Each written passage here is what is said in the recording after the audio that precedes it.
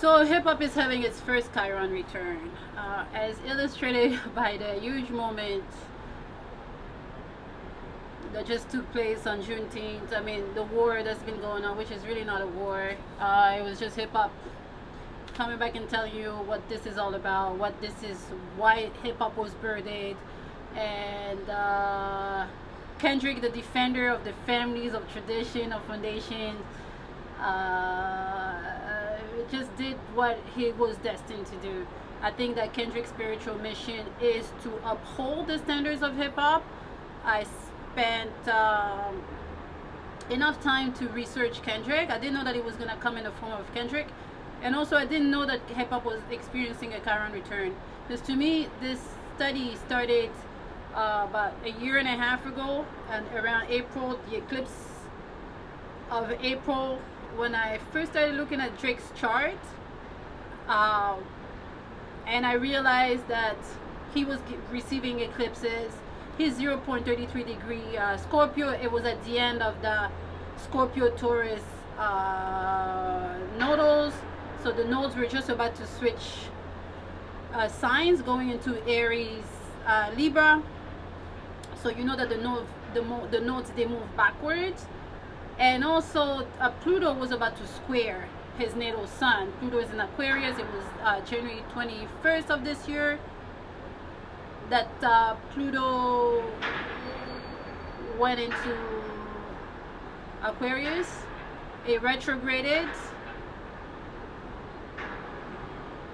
It went the first time. It went in the first time. He didn't get as far as that degree. Didn't get as far as 0.33 degree. He retrograded, but it was enough to see what this was all about.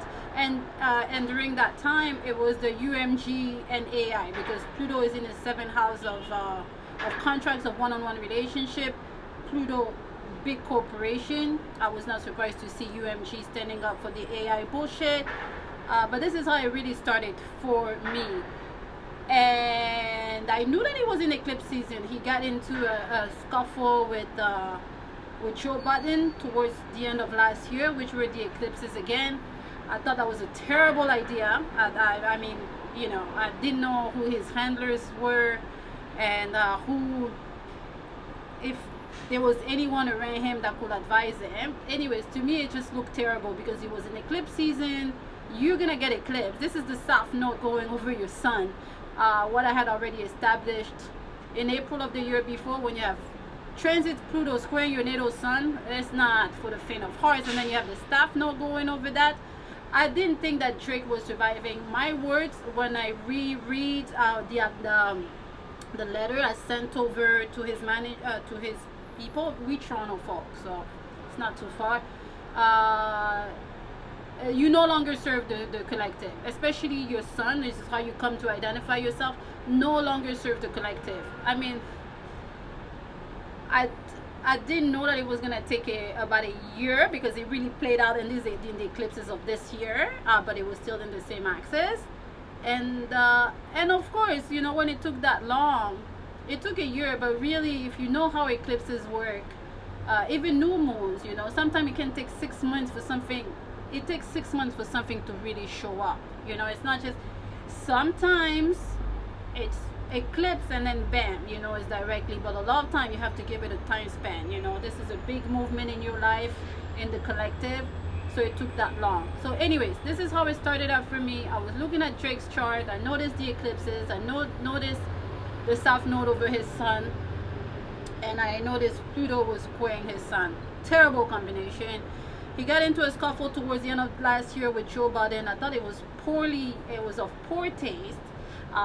The letter he wrote Joe Biden, to tell them that because you are not accomplished and you haven't reached this level of fame, I cannot take advice from you. The thing is, no one's gonna reach this level of fame, you know. But that don't make us less intelligent or less aware of what is going on, or being able to give, you know, maybe not as just an opinion, you know.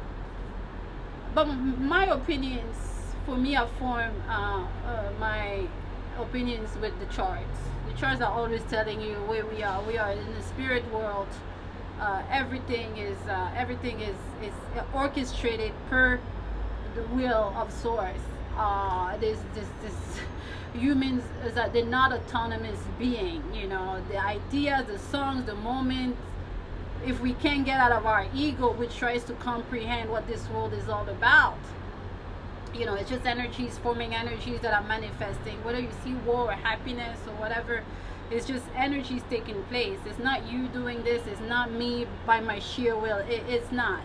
You know, things are orchestrated per the universe will. But anyways, so also knew another thing that I knew was that there was the 1986, 1987. Everyone who has a natal, a north node in Aries, they were gonna be part of that conversation. Who has a north node in Aries? Because they were having a nodal return. Who has a north node in Aries? Drake. Who has a north node in Aries? Kendrick Lamar, right? 1986, 1987. This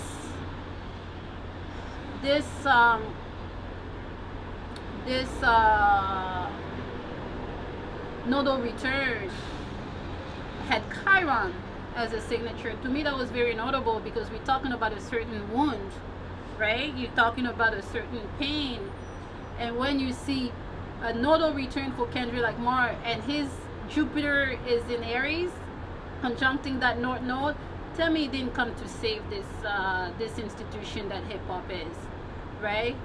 And digging more into the history of Kendrick, if you're a hip hop head, if you're a fan of hip hop, if this been part of your culture or been in the background of your lives, then you know the history of California, LA, Compton, Watts, and the role it has played in hip hop, NWA, niggas with attitude, right? But after the fight, after the battle, after the crowning moment, because at first I thought it was a Saturn return, because to me it was a Saturn return. That album, the Snoop album, you know, peppered my teenage years. Like, I remember the release of that album. I remember that song. That was, you know, you in junior high. So I was like, is hip hop going through a type of Saturn return? But then I'm like, it would have been its second Saturn return. It would have been at around 54. So when I pulled the ephemeris, I'm gonna put some stuff here. I realized when I went line by line, I'm like, no, it's not a Saturn return, it's a Chiron return. Hip hop in his chart, if hip hop is birth date, the official date is August 11, 1973. Last year he celebrated its 50 years. Hip hop has Chiron in Aries. So it was a Chiron return, right? If you don't know what Chiron is this wound that we all carry natally with us, that we come to heal. Chiron, the cycle of Chiron is very telling. It's extremely, just like everything else in the study of archetypes and astrology. One time I had Jupiter going, not too long ago, because my Chiron is in Taurus. Jupiter was just in Taurus. It went over Jupiter went over my Chiron, and I spent so much time, a deep dive of studying, of philosophizing, of understanding, a huge study on what Chiron was and how it was showing up and how it has showed up in my life, and assigning meaning to it, or where I see myself vis-a-vis of someone else, and understanding that I'm either healing a wound, I'm exasperating a wound, or the role that I'm playing in that person's life, you know, because we do come together, you know, the energies are meeting to accomplish something, you know, it's going to birth something else. So I spent a lot of time with Chiron. Chiron is the original wound. There's so many astrologers have talked about Chiron. These talks that I do is for very advanced astrologers, by the way, not just if you know the houses. Like, you really need to push your analysis. So when I realized that it was, oh, this is part of a Chiron return, and then you see the role that Kendrick is playing, and then when you study Kendrick's history, this kid's, not only Kendrick, I don't understand how Drake thought he was gonna take down Kendrick. I just do not comprehend. As big as you are, your elemental signatures are not on the prowess of the level of Kendrick. Kendrick is a genius. He has Uranus all over his chart. You know, he has Uranus. This is the Uranian And that's another thing that's been fascinating to me too now, because now I've been studying the Uranian people, such as Bianca Sensori. You know, she's an original. Kanye is not making her do anything. This is her. This is who she is. She's quirky. She's out the box, and she seeks freedom. I think that she's hot, and I think that she's extremely interesting because, you know, the Uranian nature. But you also have Doja Cat, and then when I started looking at Doja Cat, I'm like, oh, is she copying this other girl? Doja Cat as well. When you go through her Instagram page, you know, the feed and that provocation, the provocateur, you know, that's Uranian for you. I'm seeking freedom. I want to be myself. I want to be out the box. I want to be original. That's, you know, so yeah, seeing that play out, and also how Uranus plays, you know, how free you can be around someone else. Within 2 seconds of knowing them, you can show them all your quirks. And you know, when Uranus come in a relationship, you know, how you can let all your freak flags freely show up. But anyways, besides the point, studying Kendrick, I think that Kendrick's spiritual mission is to save hip-hop. His to bring it back to what it was originally intended. This is a kid that had been crowned in 2010, 2011 at the onset. Of course, we know his notable songs. "We Gonna Be Alright," you know, what a chant. But you also have to understand who Kendrick is. Sun in Gemini, the lyricist, you know. And the fact that Kendrick and Tupac, a couple days apart. At first, I thought that Kendrick was Tupac's reincarnation.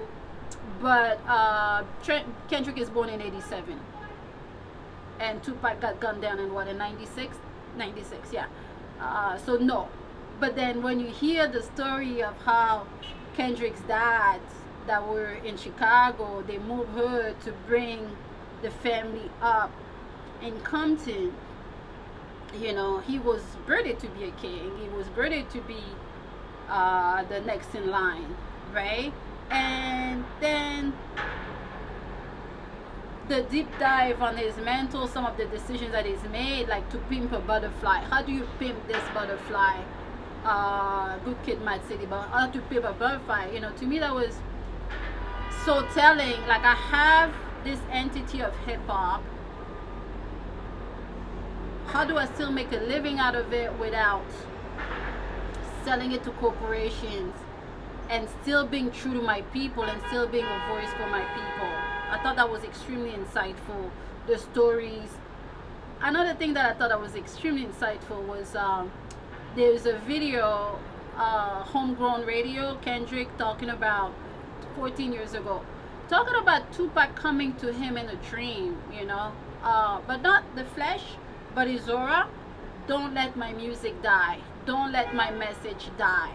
You know, and a few days before, Kendrick says that he had just found out through his mom that he was only days apart from Tupac, you know. Anyways, anytime you're going to encounter Gemini energy, you know that the person has a gift for gab, okay? Those Gemini. But a battle rapper, Eminem, Jay-Z, DMX, I don't know about Nas. I haven't looked at Nas, but there is always some sort of Mars, Mercury, aggressive words. Mercury the mind, Mars the battle. You know, it's always some type of relation. Whether it's in a squid, Drake also has it. His Mars is at 8° Aquarius, and his Mercury is at 18. His Mercury is at 24. It is not a degree, but it is his house. Scorpio, Aquarius, that's a square. So there is a form of battle over there. Anyways, I don't want to go back to Drake, because this is not about Drake. This is about hip hop and the hip hop legacy and the hip hop Chiron return that it's experiencing. So when I started following the cycles of hip hop, birthed in 1973, the first opening square is in 1990. And what happens in 1990?